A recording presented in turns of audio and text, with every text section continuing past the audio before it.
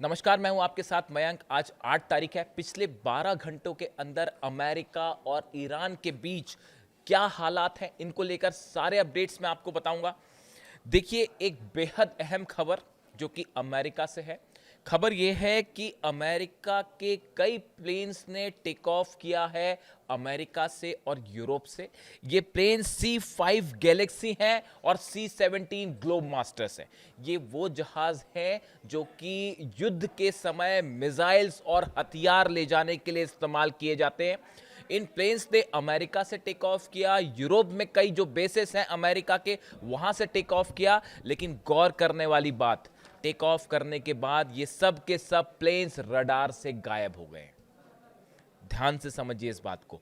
America के कई plane जो कि हथियार लेके उड़ते हैं, इसमें कोई शक नहीं है कि इसमें मिसाइल्स होनी चाहिए या दूसरे हथियार होने चाहिए। डिफेंस मिसाइल्स हो सकती है, पेट्रियट हो सकता है, थार्ड हो सकता है, इसमें टॉमहॉक मिसाइल्स हो सकती है। इन्होंने टेक ऑफ किया। करीब 5 से 6 प्लेन्स, बड़े प्लेन्स, कार्गो प्लेन्स जो मिसाइल ले जाते हैं, ये सब रडार से अचानक गायब हो गए। आखिर अमेरिका ने किस देश को ये हथियार पहुंचाए हैं, किस देश को ये मिसाइल्स पहुंचाई और इसका इस्तेमाल कहां होने जा रहा है? देखिए, तमाम चर्चाएं हैं। मैं अक्सर इस बात को कहता हूं कि जब भी इस तरह की खबर आती है कि अमेरिका की और ईरान के बीच में कोई बातचीत हो रही है, किसी तरह से अमेरिका की तरफ से दावा हो जाता है, डोनाल्ड ट्रंप की तरफ से दावा हो जाता है, लेकिन इस तरह की बातों पर एकदम से यकीन करने की बजाय वेट करना चाहिए कि इसका अंत क्या होगा। जब डोनाल्ड ट्रंप ये कहते हैं कि ईरान से अच्छी बातचीत चल रही है, वो भी मैं बताऊंगा। डोनाल्ड ट्रंप जब भी ऐसा कहते हैं ईरान से अच्छी बातचीत चल रही है, उसका मतलब ये होता है कि ईरान ने कहीं ना कहीं पीट दिया है, या तो हॉर्मुज में पीट दिया है, किसी जहाज को पीट दिया है, या फिर कोई प्लेन को हिट कर दिया है, या कहीं ऐसा लग रहा है कि बड़ा हमला ना कर दे, तो बचने के लिए डोनाल्ड ट्रंप इस तरह की बातें शुरू कर देते हैं। अब देखिए, जो खबर है उसके मुताबिक हम वापस खबर पे आए। ये प्लेन्स गायब हुए हैं रडार से।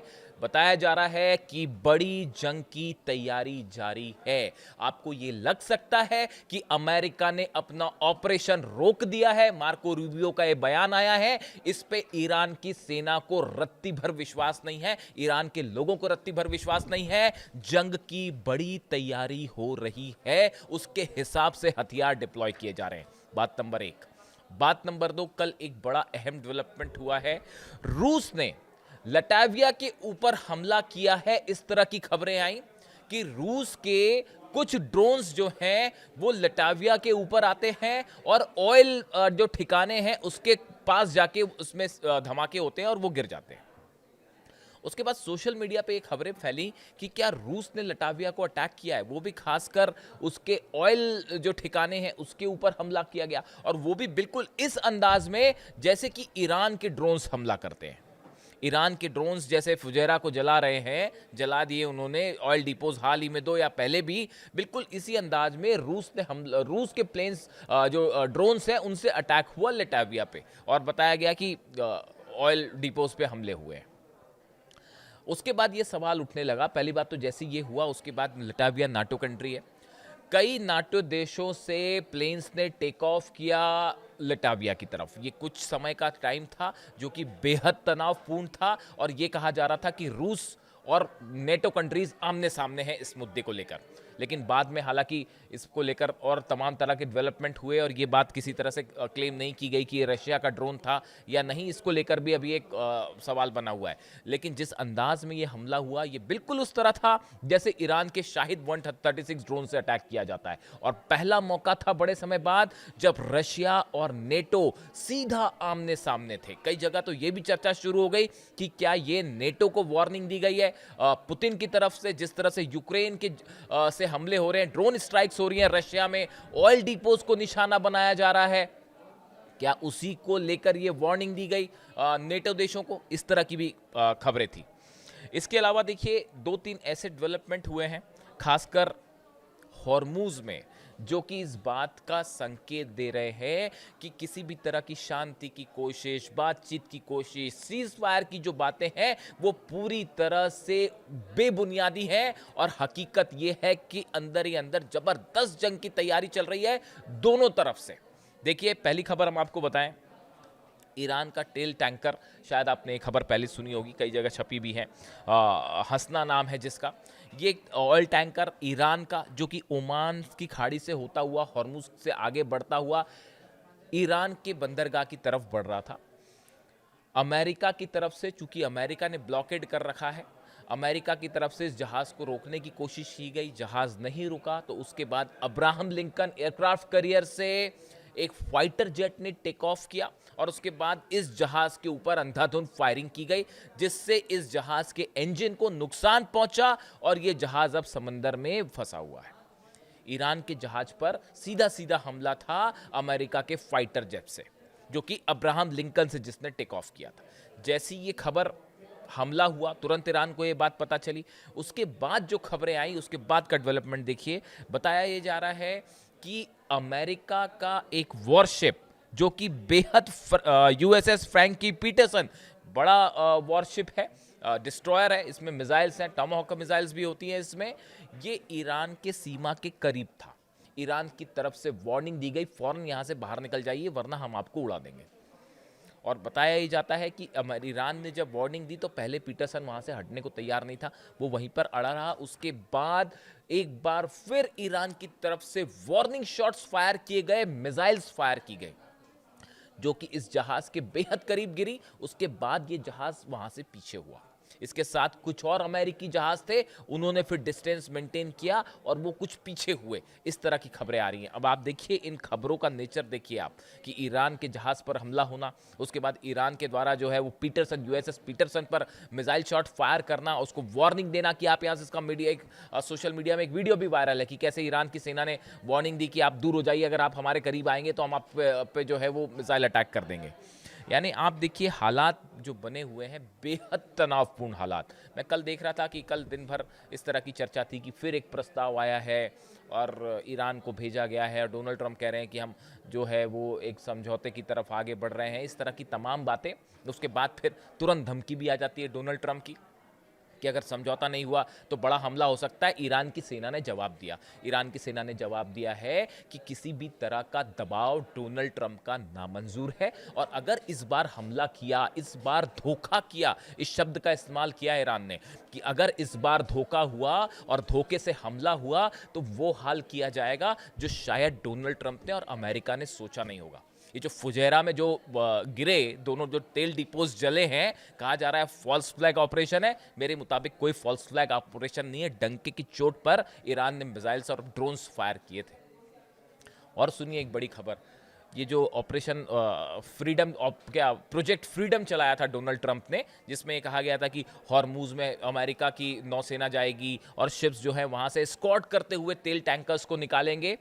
वो कोशिश की गई थी, लेकिन जिस प्रकार से उसके बाद फायर हुए, दुबई के ऊपर जो मिसाइल्स फायर हुई और ड्रोन्स फायर हुए, उसके बाद सऊदी अरब ने भी अमेरिका की मदद करने से मना कर दिया। ये एक बड़ी खबर है सोशल मीडिया में, चूंकि इसकी बड़ी चर्चा है इसलिए मैंने सोचा एक बार फिर शेयर किया जाए। आपने देखी होगी ये खबर कि जो मोहम्मद बिन सलमान है, हालात ये हो गए। देखिए, अगर किसी भी तरह का ऑपरेशन अमेरिका को हॉर्मुज में करना है तो सऊदी की मदद ज़रूरी है, उसके बिना ऑपरेशन नहीं हो सकता। उसको अपना एयर स्पेस देना ही होगा, सऊदी की एयर बेसेस का इस्तेमाल करना होगा, ये बात साफ है। उसके बिना हॉर्मुज में एक्शन नहीं हो सकता।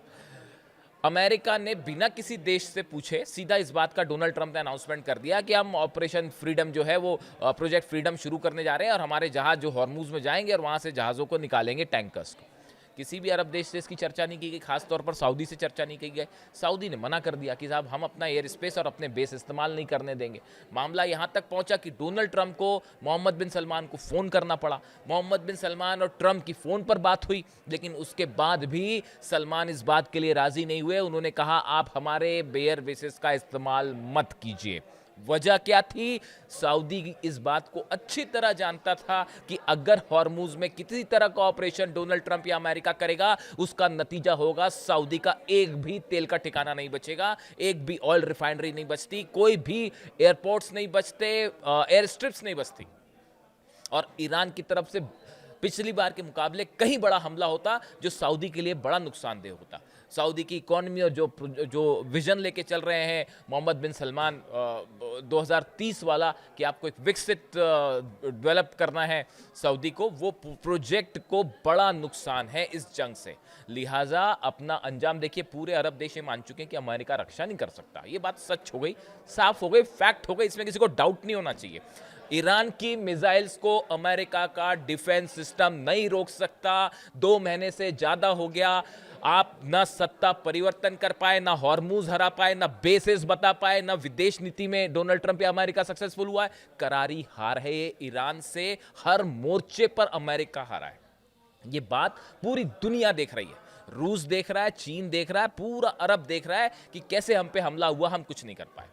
कोई विश्वास नहीं कर रहा है डोनाल्ड ट्रंप पे, लिहाजा सलमान ने मना कर दिया। यही वजह थी डोनाल्ड ट्रंप को अपना फ्रीडम प्रोजेक्ट जो था वो हटाना पड़ा, उसको कैंसिल करना पड़ा। लेकिन वॉरशिप्स अभी वहीं खड़े हैं, वॉरशिप वहीं खड़े हैं। तमाम तरह की बातें हो रही हैं कि पाकिस्तान के थ्रू एक बार फिर चर्चा हो रही है और कोई समझौता हो सकता है। इस तरह की तमाम बातें कल मीडिया में थी, लेकिन नतीजा उसका जीरो निकल के आया।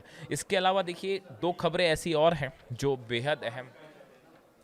चीन और ईरान के बीच में क्या बात हुई, ये वो सवाल है जो इस समय इंटरनेशनल रिलेशंस के जो एक्सपर्ट्स हैं उनके बीच में एक चर्चा का मुद्दा है कि हॉर्मूज को लेकर चीन का क्या रुख है, रूस का क्या रुख है, और खास तौर पर डोनाल्ड ट्रंप की चीन यात्रा के पहले अब्बास अराक्ची का चाइना जाना, वहाँ के विदेश मंत्री से मिलना, वो इस बात को बताता है कि आने वाले कुछ दिनों के लिए हॉर्मूज को लेकर चीन का क्या रुख होगा, उसकी रणनीति बन चुकी है। और अब्बास अराक्ची ने वहाँ से जो बयान दिया चीन जाके, वो भी बेहद गौर करने वाला है। उनकी तरफ से बात साफ कर दी गई है कि किसी भी एरिया में ईरान अमेरिका की किसी भी शर्त के आगे नहीं झुकेगा, किसी दबाव में नहीं आएगा। अमेरिका पूरी तरह से अपने मिशन में फेल रहा है, चाहे किसी भी एस्पेक्ट में हो। यानी ईरान का रुख साफ है कि वो कहीं किसी मामले में समझौता करने नहीं जा रहा।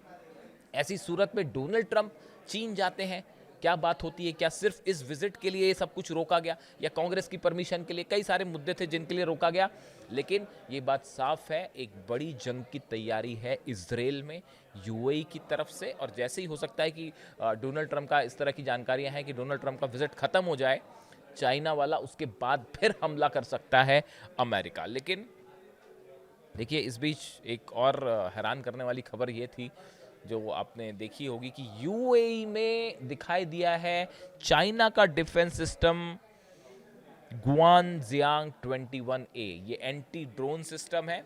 जो हमले हुए थे यूएई पर, ईरान ने जो ड्रोन बरसाए शायद 136, उससे डर कर, परेशान होकर यूएई अब लगातार अपने डिफेंस को मजबूत करने में जुटा हुआ है। और हैरान करने वाली बात यह है कि चाइना के कुछ डिफेंस सिस्टम वहाँ पर दिखाई दिए हैं। देखिए, इंटरनेशनल रिलेशंस में हमेशा यही होता है कि हर देश अपना फ़ायदा देखता है कि कैसे जो है वो फ़ायदा लिया जाए। हमेशा सबकी कोशिश यही होती है। हर इंसान जो है वो अली खामनेई साहब की तरह नहीं होता कि अपनी जो बात एक बात बोल दी उस पर वो हमेशा कायम रहे। ये ऐसी मिसाल जो है, इसीलिए मैं बार बार ये कहता हूँ कि इस जंग में जो सबसे बड़ा फैक्टर था वो ये था कि जिस समय अली खामनेई साहब का असैसिनेशन हुआ, उनकी शहादत हुई, उसी मौके पर अमेरिका हार गया था ये जंग, और इजराइल ये जंग हार गए थे। अब बड़ा मुश्किल है कि आप कुछ कर लीजिए, अब वो नतीजा नहीं पलटेगा। और देखिए, अली खामनेई साहब का स्टैंड हमेशा से ये रहा कि जो बात उन्होंने एक बार तय कर ली, वो तय कर ली, उससे वो कभी पलटते नहीं थे। जिस मदद करनी है तो करनी है, उसके लिए जो हो जाए। लेबनान की मदद का फैसला किया ईरान ने, उसके लिए वो जंग को भी तैयार हो गए। तो ऐसे इंसान जो हैं वो सुप्रीम लीडर थे। ऐसे लोग मिलते नहीं हैं अब, जब खास तौर पर जब बात तेल के व्यापार की हो, तेल की हो, रेयर अर्थ मटेरियल की हो, तो अक्सर देश जो है अपना अपना फ़ायदा देखते हैं। लेकिन ऐसे लोग कम होते हैं जो अपनी ईमान के सच्चे और ज़ुबान के पक्के। इसीलिए मैंने एक बार ये कहा था। अब देखिए, हालात ये हैं, बड़ी जंग की तैयारी हो रही है जो किसी भी वक्त छिड़ सकती है। शायद डोनाल्ड ट्रंप का चीन की यात्रा का इंतज़ार है, कुछ डील्स वहाँ करने का इंतज़ार है, लेकिन ये बात तय मानी जा रही है, जो हथियार आ रहे हैं तेज़ी से, ईरान को घेरा जा रहा है बड़े स्तर पर एक बार फिर। अब ये हमला क्या अमेरिका भी इसमें शामिल होगा या इजराइल की तरफ से किया जाएगा, ये बस देखने वाली बात है। और ये बात ईरान की सेना अच्छी तरह से समझती है। ईरान के एक बड़े लीडर्स पर एक बार फिर असासिनेशन अटेम्प्ट की कोशिश हो सकती है, खास तौर पर ईरान की सेना के प्रमुख अहमद वाहिदी साहब। मैं पहली बार ये बात कह रहा हूं, एक बार फिर इस तरह की खबरें आई हैं कि ईरान के कुछ टॉप लीडर्स को असासिनेट किया जा सकता है, और उसमें सबसे पहले लिस्ट में जो नाम है अहमद वाहिदी साहब का है, क्योंकि अमेरिका इस बात को समझता है कि जब तक ईरान की सेना, लेकिन उससे क्या फ़र्क पड़ेगा, आप एक लीडर को अगर आप शहीद होगा, दूसरा लीडर आ जाएगा उसकी जगह। यही तो पिछले 2 महीने का जो है इतिहास यही कह रहा है। ऐसे हालात में ज़बरदस्त तनाव है, खासकर हरमुज़ पे। जो भी नई खबर आएगी, नया डेवलपमेंट होगा, आप तक पहुंचाऊंगा। Thank you so much.